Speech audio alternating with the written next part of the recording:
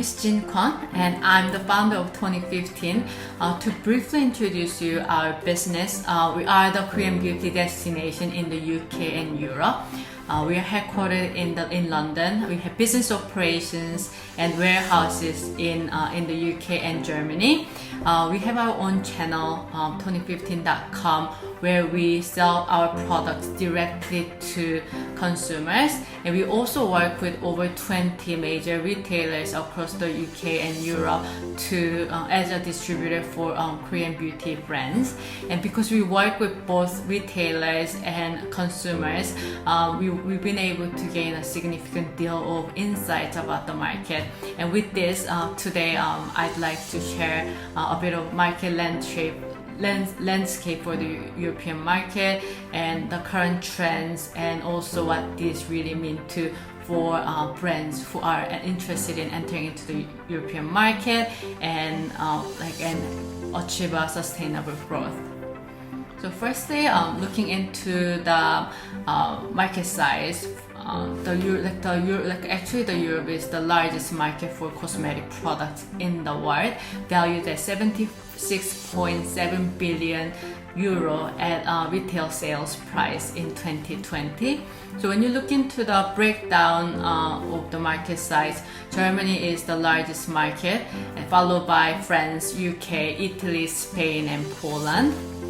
Here, UK, even though UK is the third largest market, it is a very important market, especially if you're looking for your brand to get exposure to many different countries, because UK, especially London, is the business hub and tourism hub. So that's one thing that you really need to keep in mind. Although European market is an important market and it is a large market, it is also a very difficult market for brands to enter and grow.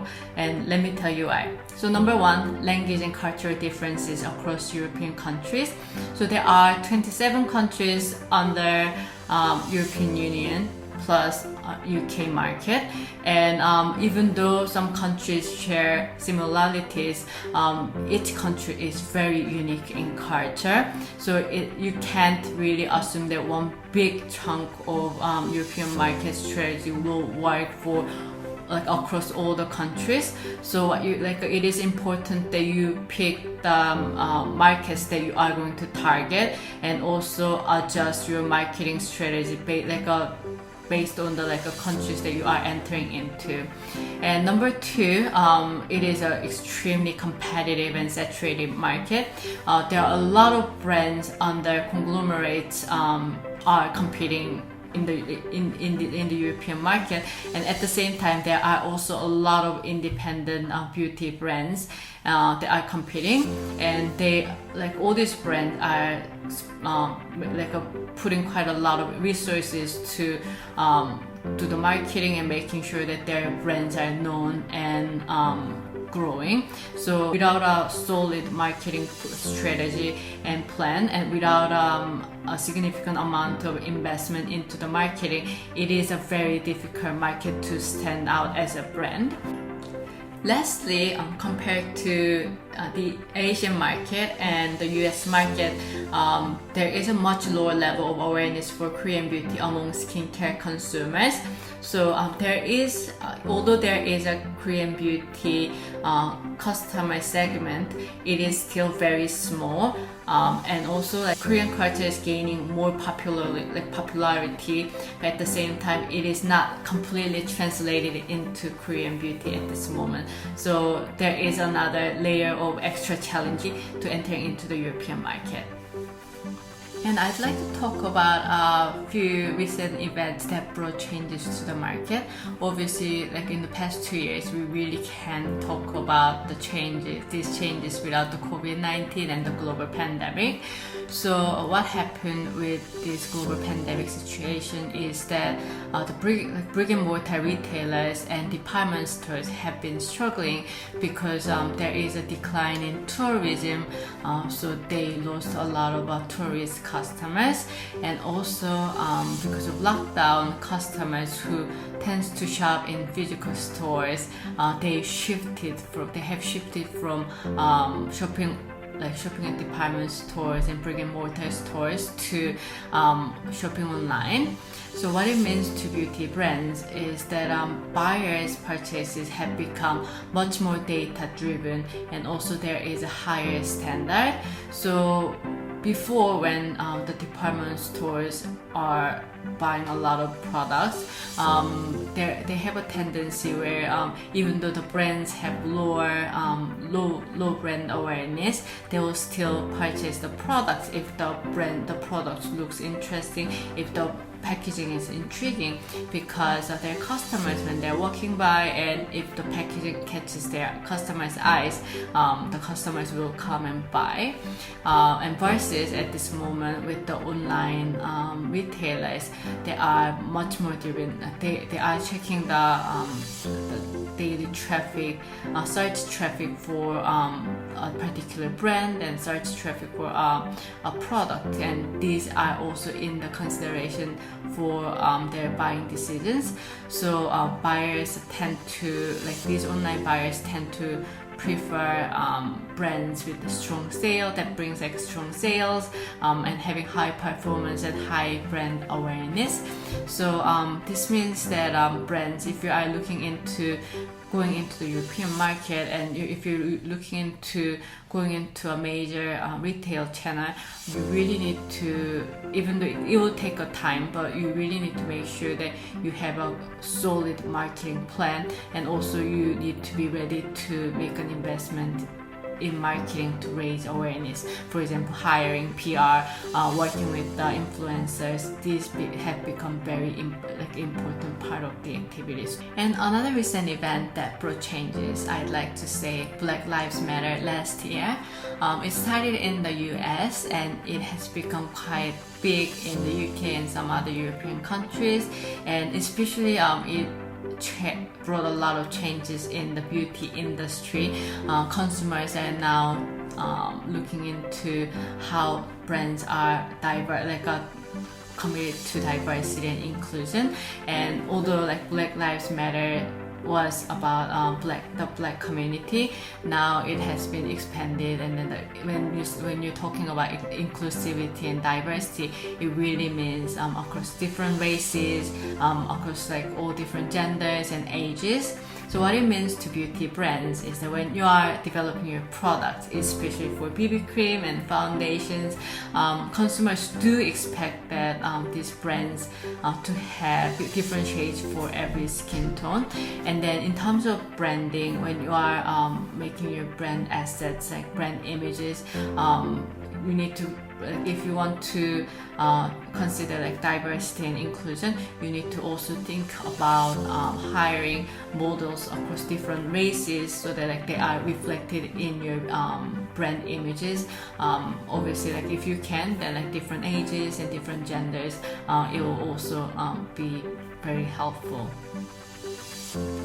And another ongoing trend is the conscious beauty.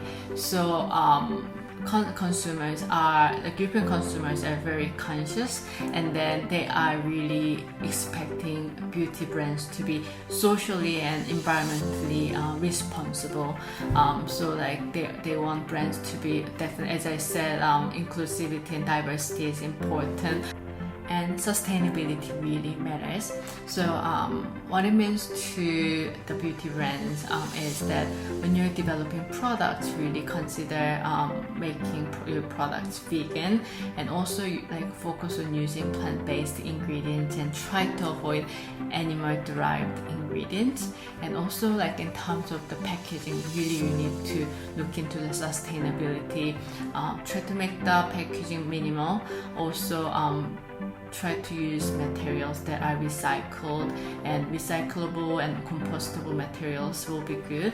Also, if you are doing all of these, try to make sure that these are consistently shown and displayed throughout your brand story, so that you to let your customers know. Communication is an important part of this. Another ongoing trend is the science-backed skincare and knowledge-powered skincare. So European consumers are very well educated about ingredients. They love talking about ingredients. Some of the popular actives: AHA, BAHA, hyaluronic acid, niacinamide, ceramide, vitamin C. And European customers are using retinol and vitamin A derivatives quite frequently.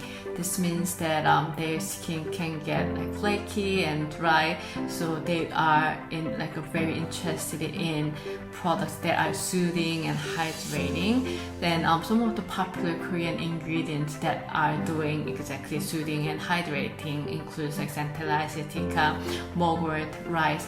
These ingredients have been quite popular. So what it means to beauty brands is that when you're developing products, really focusing on the active products that are popular in the European market, and also if you are really like going for Korean ingredients, centella asiatica, mugwort, these are popular ingredients, so keep that in mind. And also when you're communicating about your products with your customers, really communicate about the active ingredients that are in your product, and also educate your your customers, really focusing on the benefits of active ingredients and the products. So if you are interested in entering into the UK and European market, it is a very attractive market, but at the same time, please know that it is a very competitive and difficult market to grow. It takes a lot of work and commitment to grow your brand. And number two is that consumers are very conscious, and then they really want the brands to be sustainable, and also like diversity really matters. And also it is very important that you put a good plan, like a strategy and plan behind your brand to raise awareness about your brands. So when you look into the brands that have been doing really well, there are a few commonalities. And number one, like they have like a very distinct and unique brand story and unique packaging, and also their products are quite simple, and they tend to have emphasis on active ingredients, and also they tend to be conscious and vegan and plant-based. And then and like these brands, they actually do invest in marketing, and they invest to create their own content, build community, and raise awareness. A lot of influencers are talking about these brands, so brands which drive a lot of consumers to the online channels to buy these products. And I'd like to end this presentation with a case study. I want to introduce Claire's. It's one of the brands that we carry, and it's in at this moment. It's currently in most of our major beauty channels in the UK, and it's also showing a strong performance, and it's been having a healthy growth. So when you look into this brand Claire's have a very unique identity across the brand, like a brand packaging, and also like a product. You can see that like they are vegan, they are cruelty free, and they have like actives like vitamin C, and they are really communicating about their brand values very well.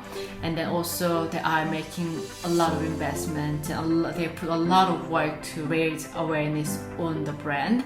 So they make product images, they share product images that they created with all the retailers and distributors, and also they have their own YouTube channel where they share education, they educate the customers about their products, and also where they build their community of customers.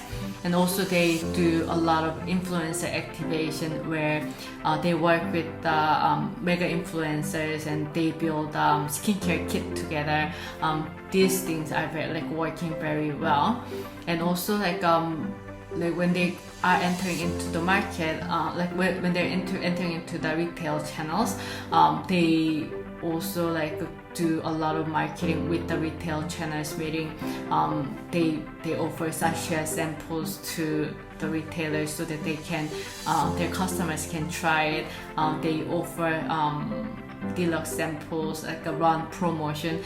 All these things are kind of working quite well, and this is how this brand like the Claire's have been growing quite significantly. So just wanted to share the example of the brand that's doing really well and then growing, and what were the reasons that behind the growth of this brand. I really hope that this presentation helped you understand the European market, and thank you so much for joining. Thank you.